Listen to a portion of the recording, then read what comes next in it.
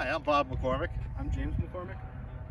We're going to basically show you how to get on a unicycle, stabilize, ride to the best you can. It's going to take a lot of practice. You just have to kind of go for it over and over and over again.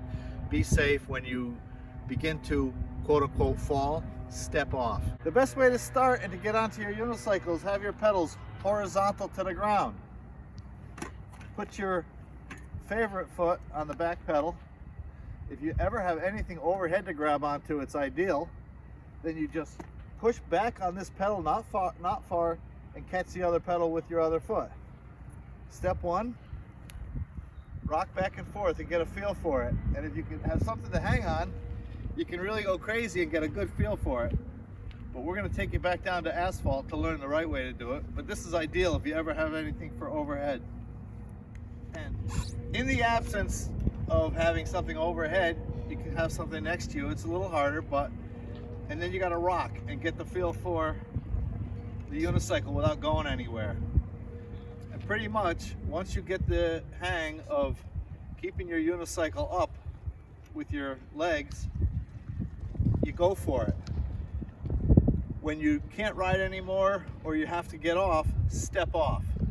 If you step off and the unicycle goes forward, you step off behind. If you have to step off ahead of it, try to catch your unicycle. If you don't catch it, oh well. Your seat's gonna get all trashed when you learn how to ride it anyway, but that's okay.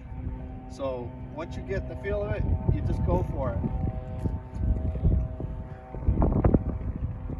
So the principle is if you're riding along and you begin to fall forward, you pedal forward to bring your seat back up to perpendicular to the ground. If you start falling backwards, you pedal backwards to bring your seat back, or you put resistance backwards.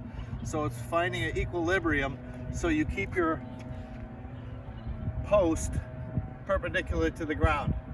And for mounting figuring out the height of your seat, you want your legs slightly bent at full extension, because you always need to be able to maintain pressure on your pedal. If your seat was too high and you couldn't reach the pedal, you can't let your feet ever go off the pedals. Your feet always need to stay engaged with the pedals. So you have to keep your leg slightly bent, approximately like this. So when you're mounting your unicycle, you want to be able to plant your butt midway onto the seat and then find your comfortable spot. And then what you want to do is you want to plant one foot about midway onto the pedal. Make sure your heel can drive, and you push when it's about level with your foot. And once you push, you want to step up your other foot onto the other pedal. I'll show you on the other side. This is my foot that's already on the pedal that I'm going to push with, and then I plant this other foot onto the pedal. I'll show you again. Plant it onto the pedal. So after you've learned to mount, you want to be able to use something to your advantage to help you ride along.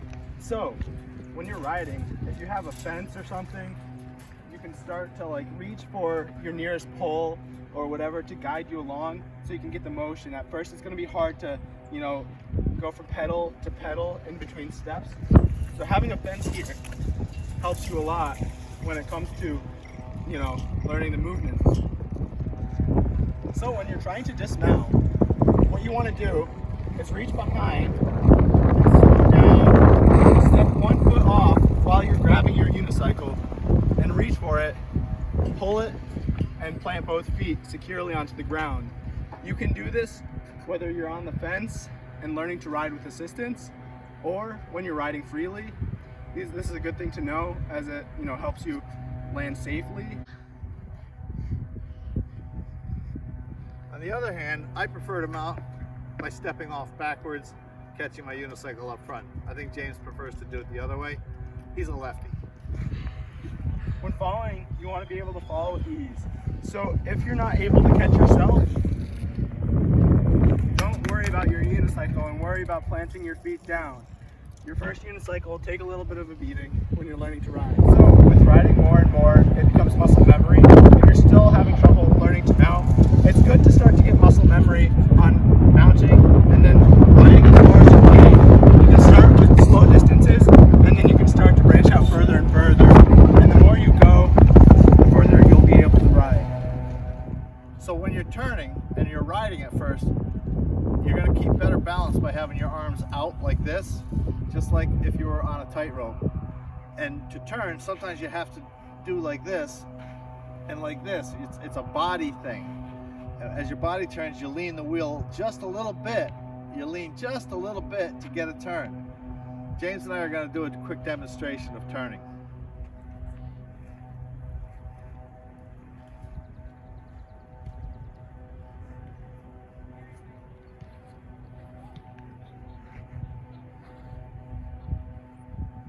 So when you're riding, you want to be able to pivot and move your body when turning.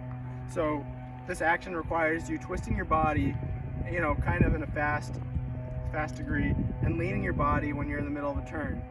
Also when turning, you may find yourself pedaling faster. That's normal because you're trying to cover more distance in a tighter radius. When you're turning, you want to lean your body to one direction and you have to pedal faster. The faster you pedal, the tighter turn you can make. Tight circles.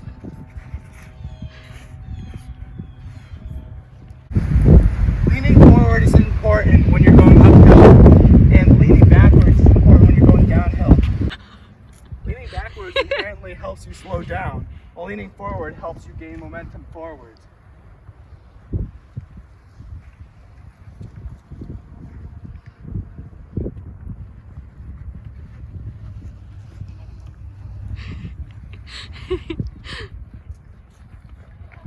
Final tip from Mom, 1-800, don't do it.